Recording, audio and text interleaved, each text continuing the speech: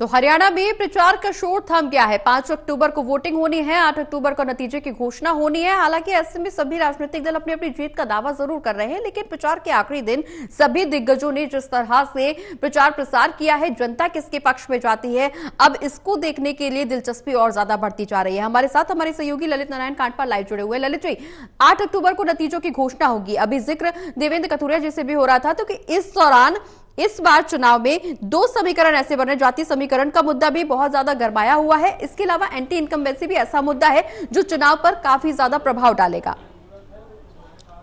बिल्कुल प्रगति, आपने सही कहा कि हमने जिस तरीके से देखा है कि हरियाणा, उत्तर प्रदेश, बिहार ये एक ऐसे राज्य हैं भारत के जहां पर जातिगत समीकरण सबसे ज़्यादा असर करता है।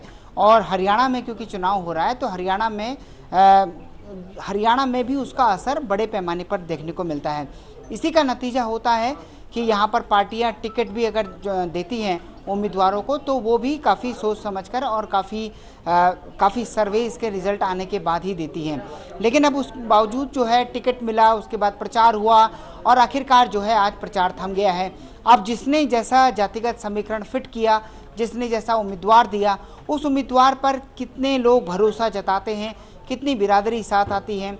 बीजेपी जहां 36 बिरादरी का नारा लेकर चल रही है, वहीं कांग्रेस के लिए जो कि भूपेंद्र सिंह हुड्डा सबसे बड़े नेता हैं और एक तरह से मुख्यमंत्री के दावेदार हैं, तो उनकी जो है वो जाट बिरादरी से आते हैं। तो हरियाणा में इससे पहले भी काफ़ी बड़ा असर रहा है जाट समुदाय का। तो कुल मिलाकर अगर देखा जाए तो जातिगत समीकरण अपने आप में बेहद अहम है। लेकिन इस बार का चुनाव जो हमने देखने को मिला, इस बार के चुनाव में दोनों पार्टियों में कुछ नई चीज़ें देखने को मिली। उन नई चीज़ों में यह है कि दोनों पार्टियों ने काफ़ी नए उम्मीदवारों को मौका दिया। जहां पर ट्रेडिशनल बड़े खिलाड़ी थे उनमें काफ़ी टिकटें कटी और उनमें हमने देखा कि उनकी जगह पर पार्टियां नए कैंडिडेट लेकर आई। इसी तरह से अब आखिरकार जो भी कैंडिडेट मैदान में आया उसने जैसा भी चुनाव प्रचार किया, अब वो चुनाव प्रचार थम चुका है। और अब पूरी तरह से जो है जो हम देख रहे थे गाड़ियों में लाउड स्पीकर्स लगाकर नेताओं की रैलियां, जनसभाएं, ये सब चल रहा था रात को 10 बजे तक, वो सब पूरी तरह से एक तरह से थम चुका है। इस बार का जो कैंपेन पीरियड रहा वो भी काफ़ी लंबा रहा। चुनाव आयोग की घोषणा के बाद से तकरीबन 25 से 30 दिन का जो है पूरा समय मिल गया कैंडिडेट्स को। हालांकि कैंडिडेट के लिए लंबा कैंपेन का समय भी कोई बहुत अच्छा नहीं माना जाता है। उसमें उनके लिए भी अपने आप में लोगों तक पहुंच पाना और उनकी बातों को कर पाना, ये भी एक लंबे समय तक चुनाव चलता है तो उससे भी कई असर पड़ते हैं। लेकिन कुल मिलाकर अब 5 तारीख को मतदान होना है और चुनाव आयोग ने अपनी पूरी तैयारी कर ली है। चुनाव आयोग ने इसको लेकर जो है कल विशेष जानकारियां दी थी। उन्होंने बताया है कि 90 के 90 हलकों में जो है सारी पोलिंग बूथ्स पर इंतजाम कर दिए गए हैं। कल क्योंकि 4 तारीख है, परसों मतदान है, तो परसों मतदान से पहले कल जो है जितने भी पोलिंग एजेंट हैं, जितने भी पोलिंग कर्मी हैं, उन सबको जो है ईवीएम्स का बंटवारा कर दिया जाएगा। और ईवीएम्स का बंटवारा करने के बाद वो सभी लोग जो है या तो कल या फिर परसों जो दूर के पोलिंग बूथ हैं वहाँ के लिए पोलिंग पार्टियां कल ही रवाना हो जाएंगी और जो नज़दीक के लोग हैं उनको उसी दिन अगले दिन सुबह जल्दी से जल्दी पहुंचना होता है। और कुल मिलाकर अगर देखा जाए तो जो पोलिंग का समय रहता है वो तकरीबन 8 बजे से 6 बजे तक रहेगा।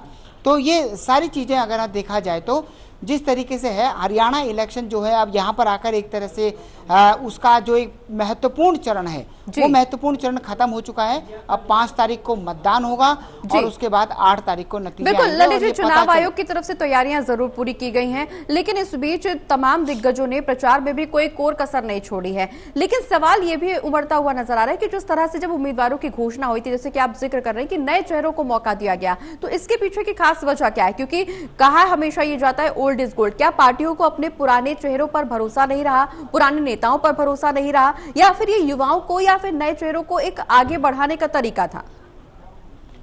देखिए प्रगति, दोनों चीज़ें हैं। एक तो जहां पर अपने जहां पर एक कहा जाए कि नई पौध को लेकर आना, वो भी एक अपने आप में बड़ी वजह है युवाओं को मौका देने से। क्योंकि इस बीच हम देख रहे हैं जितने कैंडिडेट्स उन कैंडिडेट्स का टिकट के लिए माथापच्ची करने के दौरान से लेकर अब आज चुनाव प्रचार खत्म होने तक, तो कई लोग ये कह रहे थे जिनको कि टिकट मिलना था, वो ये कह रहे थे कि इस बार जो है राहुल गांधी का यूथ फैक्टर चलेगा, तो राहुल गांधी अगर कांग्रेस पार्टी में देखा जाए तो इसी तरह से बीजेपी में भी युवाओं को काफ़ी मौका मिला। और अगर इसी तरह से कुछ समीकरण ऐसे भी हैं जिसमें कि सर्वेस के ऊपर बहुत ज़्यादा डिपेंडेंसी आ गई है, अब वो भारतीय जनता पार्टी हो या फिर वो कांग्रेस हो। कई लेवल के सर्वेज हो रहे हैं सीटों को लेकर, टाइम बाय टाइम सर्वे हो रहे हैं, क्योंकि टिकट का बंटवारा होना एक बहुत लंबी प्रोसेस हो जाती है। और हमने देखा कि इस बार जब भारतीय जनता पार्टी में टिकटों का बंटवारा हुआ तो उसके बाद एक बड़े पैमाने पर जो है बगावत देखने को मिली। तो उन सारी चीज़ों में पार्टियों ने इस बार युवाओं को मौका दिया और ज़्यादातर युवाओं को मौका दिया। कई बार जो बड़ी सीटें हैं जहां पर कद्दावर नेता लड़ते हैं वहां पर अगर पार्टियों को लगता था कि अगर उनके सामने कोई बेहतरीन कैंडिडेट नहीं है तो वहां पर भी उन्होंने युवाओं को उतारा ताकि जनता के सामने एक नया ऑप्शन मिल सके। तो कुल मिलाकर अब ये ऑप्शन कितना कारगर साबित होगा, कितना प्रभावी होगा, ये जो है 5 तारीख को ईवीएम में कैद हो जाएगा।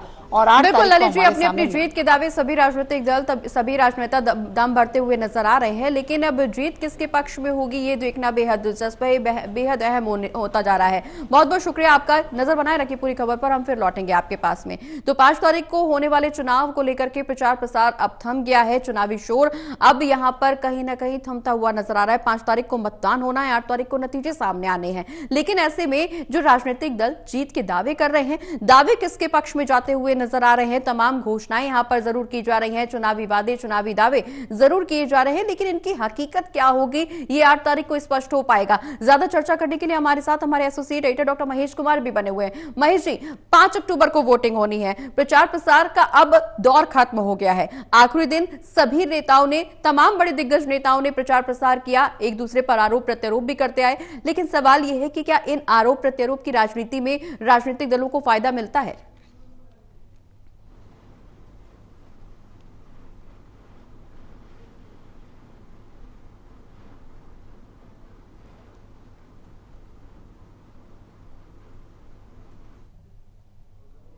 महेश जी, आवाज मिल पा रही है आपको हमारी?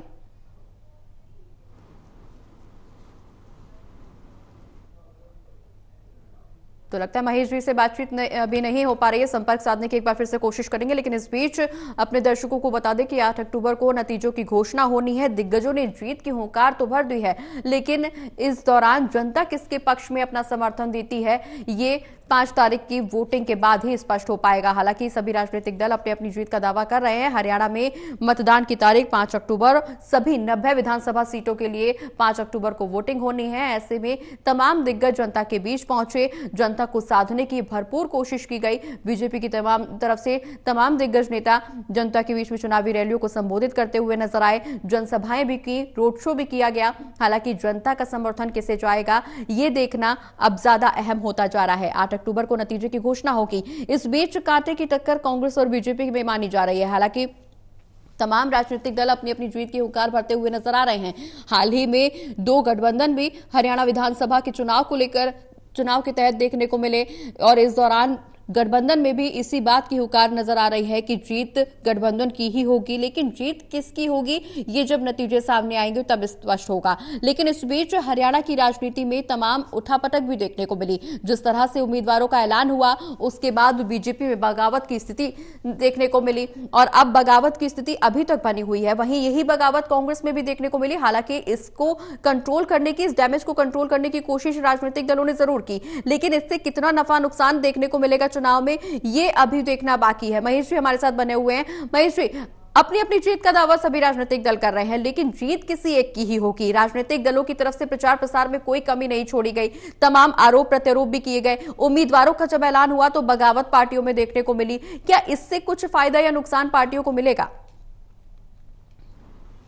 देखिए, बगावत का जहां तक जिक्र है तो मुझे लगता है कि बगावत का सबसे बड़ा जो नुकसान होने वाला है कांग्रेस पार्टी में होने वाला है। कांग्रेस पार्टी में उम्मीदवारों, संभावित उम्मीदवारों की फौज खड़ी थी और काफी सारे जिताऊ उम्मीदवार कांग्रेस पार्टी के पास मौजूद थे। किसी एक को टिकट मिला है और बाकी यहां पर बगावत की स्थिति में नजर आ रहे हैं। भले ही भूपेंद्र सिंह हुड्डा के साथ, दीपेंद्र सिंह हुड्डा के साथ फोटोग्राफ्स वो खिंचवा रहे हों, कांग्रेस पार्टी को मजबूत करने का जिक्र वो कर रहे हो, लेकिन आए दिन मैं इसी तरह की बात जो है तमाम दर्शकों के सामने रखता हूं, क्योंकि ये जो उम्मीदवार हैं जो टिकट तक नहीं पहुंच पाए वो अब नहीं चाहते कि कांग्रेस पार्टी का उम्मीदवार जीतकर हरियाणा विधानसभा तक जाए। उन्हें लगता है कि कांग्रेस पार्टी की सरकार तो बनी रही है, अगर उनके अपने विधानसभा क्षेत्र से उनका उम्मीदवार अगर हार जाए तो कोई फर्क नहीं पड़ने वाला। इस तरह की सोच तमाम कांग्रेसी नेताओं में इस वक्त देखने को मिल रही है। वो नहीं चाहते कि उनका जो विधानसभा क्षेत्र में कांग्रेस पार्टी का उम्मीदवार है वो जीतकर चंडीगढ़ तक चला जाए। अगली बार जब टिकटों के बंटवारे का जिक्र होगा तो सिटिंग एमएलए का फॉर्मूला फिर से लागू हो जाएगा और वो नहीं चाहते कि अगली बार भी टिकट से महरूम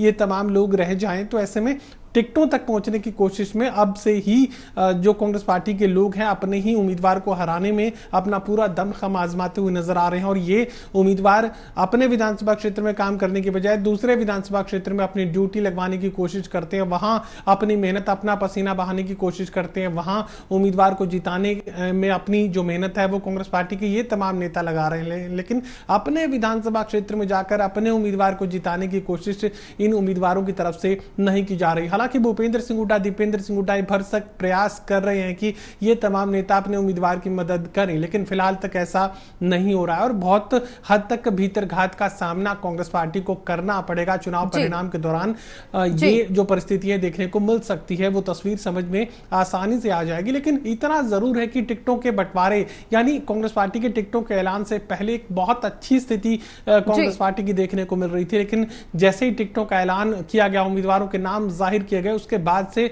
लगातार बड़ा नुकसान यहां पर कांग्रेस पार्टी को अपनी क्षमता के लिहाज से जो संभावित सीटें कांग्रेस पार्टी में के खाते में डाली जा रही थी जीत को लेकर, उसमें काफी बड़ी गिरावट इस वक्त देखने को मिली है। और कह सकते हैं कि कुमारी शैलजा की चुप्पी और अनुसूचित जाति के वोटर्स का कांग्रेस पार्टी से एक बार फिर से भटकाव, ये तमाम परिस्थितियां ऐसी रही जो अगर कलेक्टिवली देखकर समझने की कोशिश की जाए तो इसका एक बड़ा डैमेज कांग्रेस पार्टी को झेलना पड़ा। हालांकि भूपेंद्र सिंह हुड्डा, दीपेंद्र सिंह हुड्डा चुनाव प्रचार प्रसार के जरिए अलग अलग विधानसभा क्षेत्र में पहुंचकर अपने वोटरों को यानी कांग्रेस पार्टी के वोटरों को उत्साहित करने की भरसक कोशिशें कर रहे हैं और अच्छे परिणाम की उम्मीद भी आप कांग्रेस पार्टी के लिए कर सकते हैं। लेकिन जितनी बड़ी जीत कांग्रेस पार्टी हासिल कर सकती थी अब वो संशय की स्थिति में नजर आ रही है और कह सकते हैं कि भारतीय जनता पार्टी का ग्राफ उठा है।